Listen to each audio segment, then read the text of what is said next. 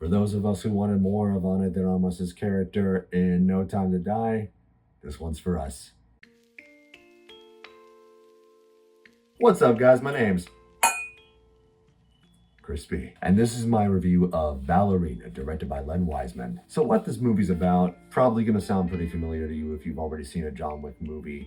A young girl witnesses her father killed by a criminal syndicate, well, more like a criminal cult in this movie, and she vows revenge. She becomes part of the infamous but secretive Ruska Roma group of trained killers. She undergoes rigorous training for childhood to become a force of vengeance and wrath and guardianship. Surprisingly, she's determined, ready, and she goes out for the kill, for the vendetta. Okay, so I got some concerns about the future of this franchise.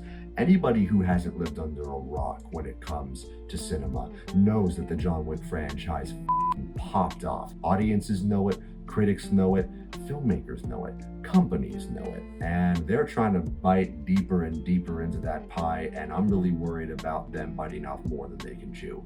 Because ever since they announced this movie, I've been worried about sort of like an MCU-ification of the John Wick franchise, if you will. And frankly, this movie didn't really do much to assuage my concerns. That being said, it's a really damn good movie. It's the weakest of the bunch. At its best, it might be slightly better than John Wick 2, but if I had to pick, this one would still probably be at the bottom of the list. But again, it's a John Wick movie. It's really cool, really damn good. And the element above all that carries this movie is Ana de Armas. And I'm probably butchering that name, but I'm a huge fan of her work. She plays Eve, who's a really good sort of underdog character. She's not the Baba Yaga. They don't even really give her a connection to John Wick. She exists in the same universe, but not necessarily in his orbit. This is her story about becoming a force of vengeance in the underworld, and she embodies that arc perfectly in her acting and in her action scenes, much like Keanu before her. But with her, you can always tell she doesn't want to kill. She's after the guys who hurt her, who took away her family.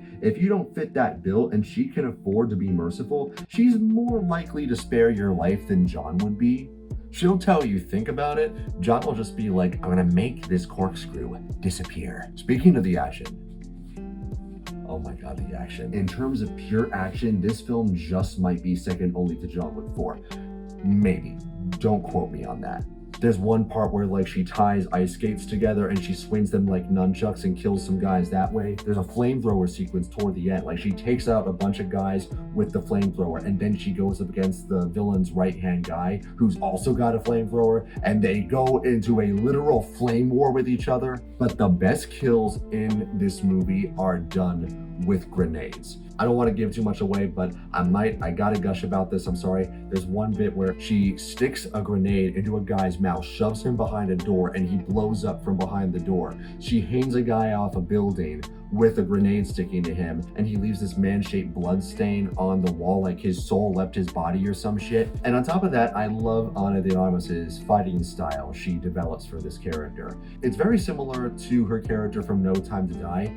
Like she twirls a lot. It's like watching a very vicious dance, but like we actually see her take hits. Like she gets hit hard, and Ana de Armas is on the smaller side, so most of her opponents in the movie are bigger than her, stronger than her, and again they hit her hard, but she'll like use that momentum from the hit to like twirl and then hit them back harder, and she'll use like all sorts of improvised weapons, again, flamethrower, grenade, ice skates. It's amazing. So great lead, great action, again, maybe only surpassed by 4.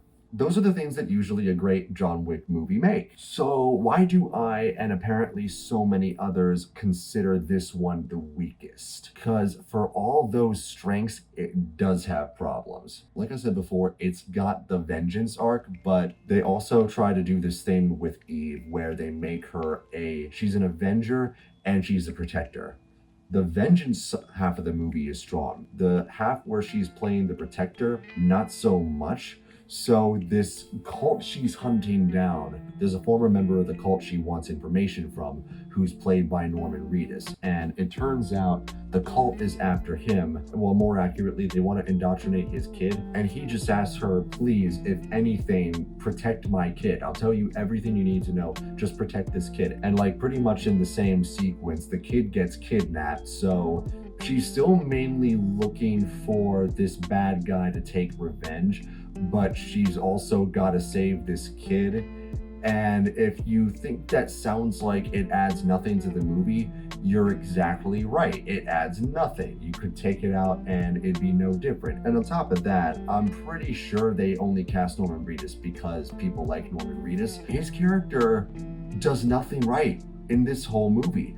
Failing to keep his kids safe and then waking up in a hospital bed. Those are his only two scenes. He's just kind of there, the kid's just kind of there. You can take the whole thing out and the movie really wouldn't be that different. Also, don't want to spoil too much here, but like there's a side plot of the movie that involves a sister reveal that, okay, the Norman Reedus and the kid plot is just kind of there. This story's just stupid. It pops up in one scene. I saw this movie with my girlfriend and my friend. My girlfriend had to remind me that a character died in that scene because I literally gave so little of a fuck about this character that I didn't remember what happened to her. Couldn't be bothered. And then we got the villains. So John Wick has had a pretty straight line with its villains after Viggo and Yosef in John Wick 1. So John Wick 2, the main villain is a punk coward asshole hiding behind waves of villains that he sends after the main character. And then he is followed by the villain of John Wick 3, who is a punk coward asshole hiding behind a bunch of minions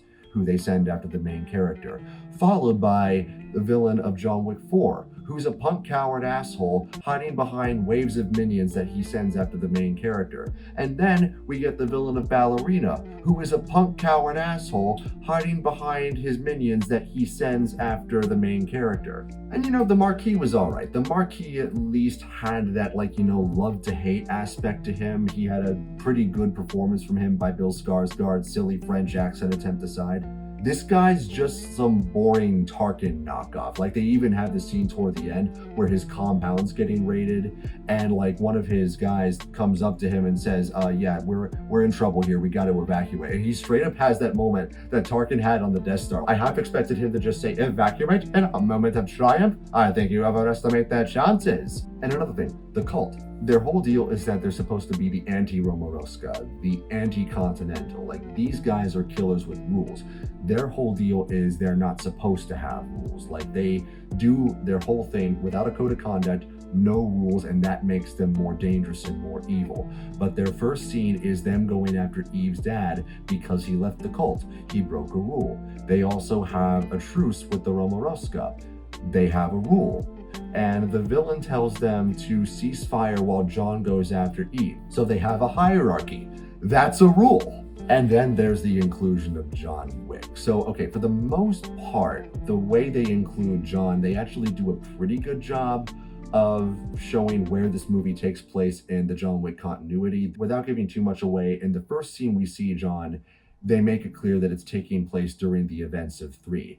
But then in the last act of the movie, the Romoroska, because Eve has gone rogue, send John to take her out. What sense does this make continuity-wise? None, exactly. Wait, more John Wick in a John Wick movie? I don't want that. Keanu, go away. I'm kidding. Don't leave me. I need you. But yeah, he comes in, he beats her, but then he kind of sort of lets her go and then helps her take out this cult. It's still John Wick. John Wick is cool. Keanu as John Wick is cool. He utterly dominates every scene that he's in with his acting and the action. It is a John Wick movie, so it's still a really damn cool action movie and a really damn good movie in general. I may have my concerns, but it's still a strain of movies that are a really good time. Hope you guys enjoyed this review. If you did, please make sure to like, share, subscribe. Come join the Crispy Kingdom. We are all royals here. I also have a gaming channel. I also have a clip channel. You can find me on the Global Nerds podcast, as well as some projects and short films that I am in.